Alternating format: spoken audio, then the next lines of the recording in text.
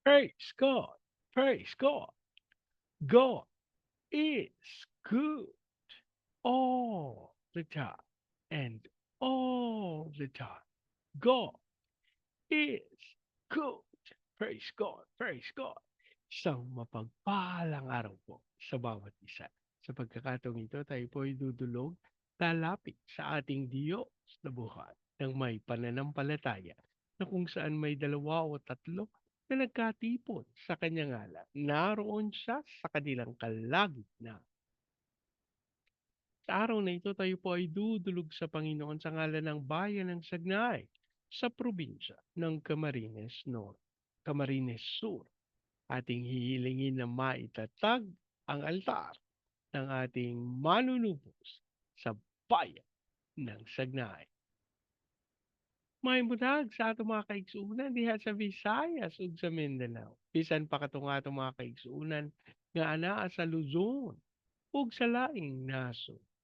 Dalaygo ang Ginoo sa walay katapusan. Ang atin pong pagsambay mula sa Aklat ng Mga Awit, kapitumputwalong kabanata, ang talata po ay 72. Matuwid na namahala, na malakad na mahusay, lubos silang kinalinga sa tulong niya at patnubay. Matuwid na namahala, na malakad na mahusay, lubos silang kinalinga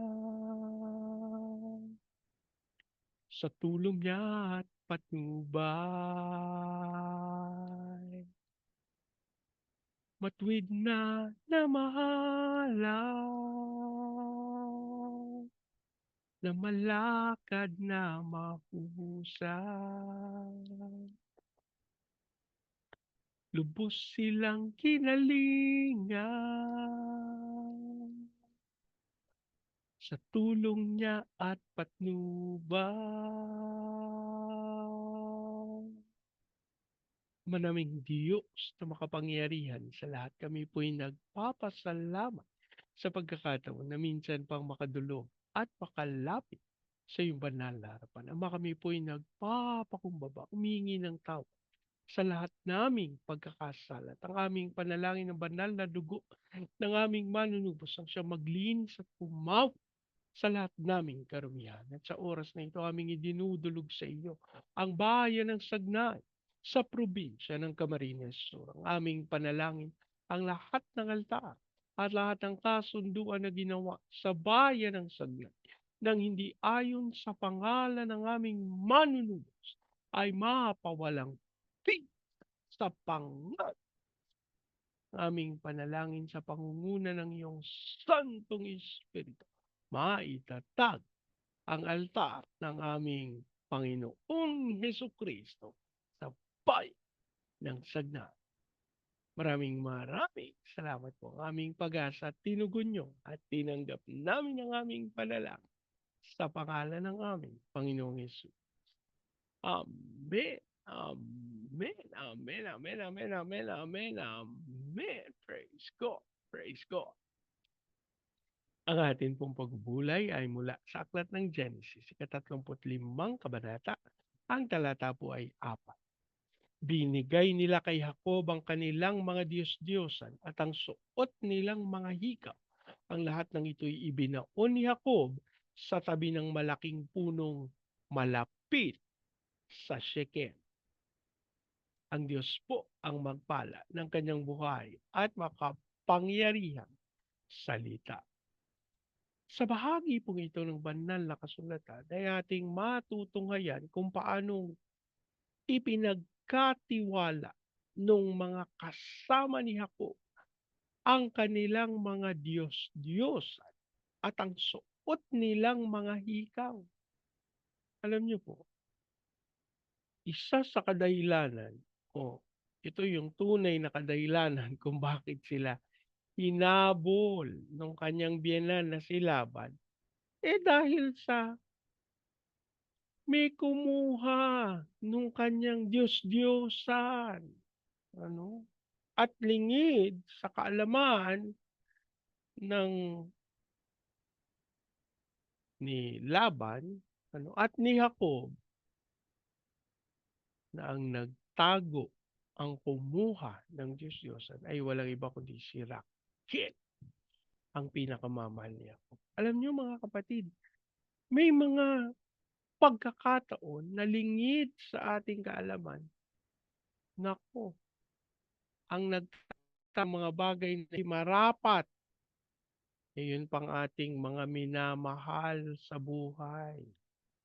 Kaya sa pagkakataong ito, hiningi ni Jacob, sinabi ni Jacob sa kanila, ibigay niyo sa akin ang lahat ng inyong mga Diyos-Diyosan. Alam niyo po, isa ito doon sa mga sinasabi ng propeta na nagsasabi, ano po, na siya'y kinausap ng Panginoon. Ang Pilipinas daw ay hinuhusgahan ng Diyos dahil sa mga Diyos-Diyosan. Kung bakit daw tayo nagkakaroon ng mga lindol, bagyo, at yung mga nararanasan nating mga hindi magandang pangyayari ay dahil sa pagsamba ng ating bayan sa mga Diyos-Diyosan.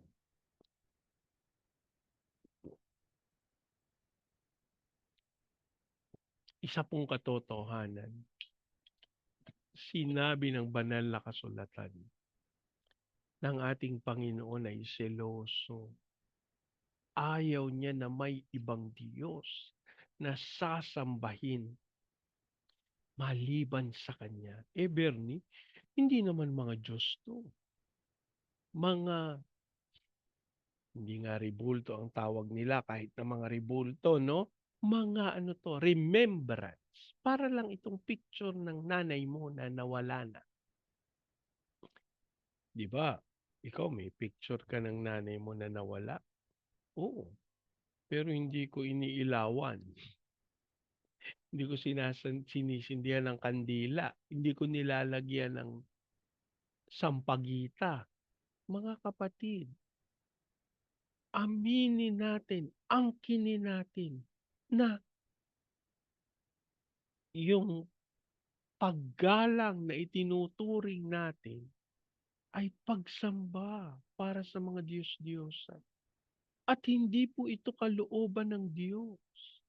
Dapat nating maunawa na sa ating paglilingkod, sa ating paggawa ng kalooban ng Panginoon, ang bawat isa po sa atin, naku, sa ayaw at sa gusto natin mga kapatid, kapag hindi natin tinanggap na itong ginagawa nating pagsamba ay hindi marapat, naku, mararanasan natin kung ano yung naranasan ng mga bansa na gumanap ng katulad ng ginagawa natin.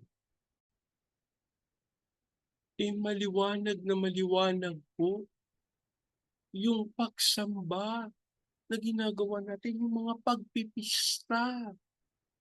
No? Alam niyo, ito yung kadahilanan kung bakit sa ating programa, ating hinihiling na mapawalang bisa ang lahat ng altar, ang lahat ng kasunduan na ginagawa sa mga bayan-bayan, lalo na po sa pagkakataon ito, sa probinsya ng Sagnay, sa bayan ng Sagnay, sa probinsya ng Camarines Sur. Hinihiling natin sa Panginoon ang magkaroon ng kapangyarihan, ang magkaroon ng katotohanan, yung pakikipag-ugnay sa ating Panginoon. Yung altar ng ating Panginoong Jesucristo. Mga kapatid, yung paghahandog natin, yung mga, naku, itinutuwid po tayo ng Panginoon, tinatawagan tayo ng Diyos. Huwag niyong gawin yan. Bakit, Bernie? Pag-alaala lang naman ito. Alam niyo po mga kapatid, itinuro, sinabi ng banal na kasulatan, hindi nalulugod ang Diyos sa pagsamba sa mga Diyos, sa mga ritual. Ang sabi ng banal na kasulatan, yung mga inukitan, no? Yung inukit, yung itinulad sa tao, hindi ito naman si mga santo-santo. Hindi po yan kalooban ng Panginoon, mga kapatid. Alam niyo po, naranasan ko yan, no? Naalala ko nung bata ako. Pagka mahal na araw, kami ho ako, hindi ko lang alam kung meron pa, pero parang meron pa naman. Yapak, yung pong maglalakad sa daan ng walang suot. Pero ang nanay ko, naku, sabi niya, "Okey, magtsinelas kayo." Pero ako mainggit ako dun sa mga kasama namin nagyayapa, kaya naku, hindi niya nakikita, inuubad ko yung tsinelas ko.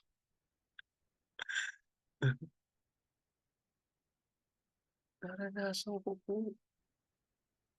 Pero alam niyo, mga kapatid, sa batang edad, karanasan, alam ko, ito yung pagsamba para kay sa Diyos-Diyos ang sasabihin. Kasama namin o pinaparaan. Mga kapatid, hindi po nalulugod ang Panginoon sa pagganap. Hindi naman ako yan, yung magulang ko, yung ganito. Kaya po alam niyo, sa ating pagdulog sa Panginoon sa oras nito, tayo po ay magpapakumbaba para sa ating pinaka at ating hilingin sa Panginoon.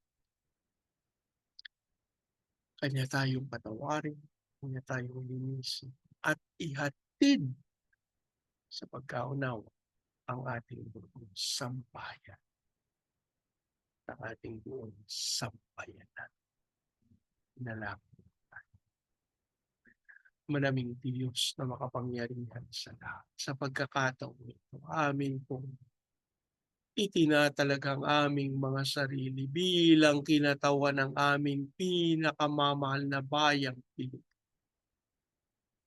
Kami po, Ama, ay humihingi ng tawad sa lahat naming pagkakasala. At Lord, idinudulog namin sa iyong aming pagsamba sa mga Diyos, sa mga ribul, sa mga santo, ang aming pagdiriwang ng mga kapistahan, patawarin mo po kami. At sa oras na ito, inihiling namin na ang aming buong sambayan, ang aming buong sambayanan ay iyong linisin sa pamamagitan ng banal na dugo ng aming Panginoong Hesukristo. Mapawi ang lahat ng sumpa, mapawi ang lahat ng kasunduan laban sa amin.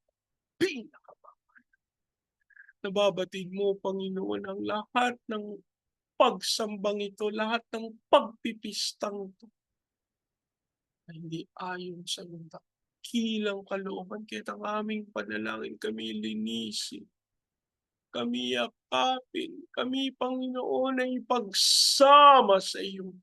At sa oras na ito, kami po'y dumadalangin, Panginoon, ang lahat ng ugat ng kasalanang ito, simula pa nung pagbisita, pagtungo ni Magellan sa Pilipinas, pinapawalang pinsa namin ang lahat ng ito sa pangalan ni Yesus. At aming idinadalangin ang bawat bahagi ng aming mga ginagawang pagsamba sa mga Diyos-Diyosan ay mapawalang pinsa sa pangalan ni Jesus. Inuugat namin ang lahat. At ang aming panalangin ng mga kasunduan na ginawa para sa mga ribuldong ito, Lord, ay mapawi at matunaw sa pamamagitan ng banal na dugo ng aming mahal Dahilan nito, amang Diyos, upang iyong angkinin ang aming bayang Pilipinas bilang iyong pag-aari. Ang aming panalangin, allow us to declare no other Lord, no other Savior over the Philippines, but Jesus Christ. Maraming salamat. At Lord, ang aming pananampalataya maging sa bayan ng Sagnay, hayaan mo ipadaloy ang pagkakaisa, ang unawaan sa katawan ng aming Panginoong Jesucristo, maging dahilan kung bakit simulan niya ang pagtatatag ng altar ng aming manunubos sa bayan ng Sagnay. And so we declare the fire of revival, the flow, flourish, at hindi na mamatay sa bayan ng Sagnay. Hayaan mong dumaloy sa Baguio City, Cagayan de Oro, Legazpi, Lipa, Manila, Pampanga, Pateros. Kilusan mo po ng may kapangyarihan ng mga bayang ito, amang Diyos. Mapangyariang dakilang kaluwalhatian at dasal namin ang pag-unlad na nagmumula sa iyo. Hayaan mo pong dumaloy ito sa buong Luzon, Visayas at Mindanao. Pahintulot mo na matupad namin yung tawag mo sa amin as the launching pad of the gospel, as a missionary sending country, and as the America of Asia in the heart of its Lord. Dasal din po namin ang patuloy na paglingap mo sa aming mga tagapanguna, sa aming President Marcos, Vice President Duterte, sa Senado, Kongreso, Judiciary, Military, Police, Local Government. We declare the fear of the na maghahari sa aming gobyerno. At ang aming panalangin yung ginagawa mo ngayon, Panginoon, na exposition sa lahat ng kasinungalingan ng kaaway ay maging dahilan kung bakit maituwid ang aming pinakamamahal na Panginoon. And we are claiming, we are receiving yung correction na nagmumula sa iyo. Father, we pray for the divine conviction sa lahat ng miyembro ng aming pamahalaan. Ikaw ang magkaloob ng tunay na pagkatakot sa iyo, Panginoon. At yung dahilan kung bakit tunay na maganap ang katwiran sa pinakamamahal.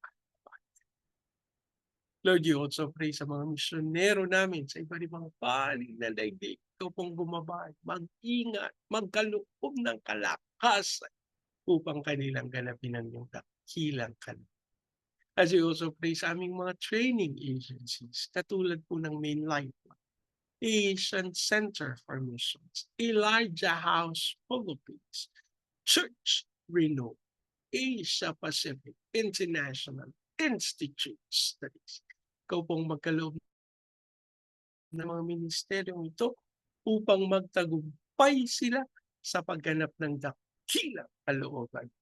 As we also pray, Panginoon, sa mga OFWs na tinawag mo bilang overseas Filipino workers, hayaan mo ang aming mga OFWs ay tumayo ng may kapangyarihan at ideklara ang iyong balita ng kaligtasan sa mga bansa na iyong pinagdalahan sa kanila. As we also pray sa mga bansa ng Vietnam, Cambodia, Myanmar, Laos, Thailand, Malaysia, Singapore, Indonesia, Brunei.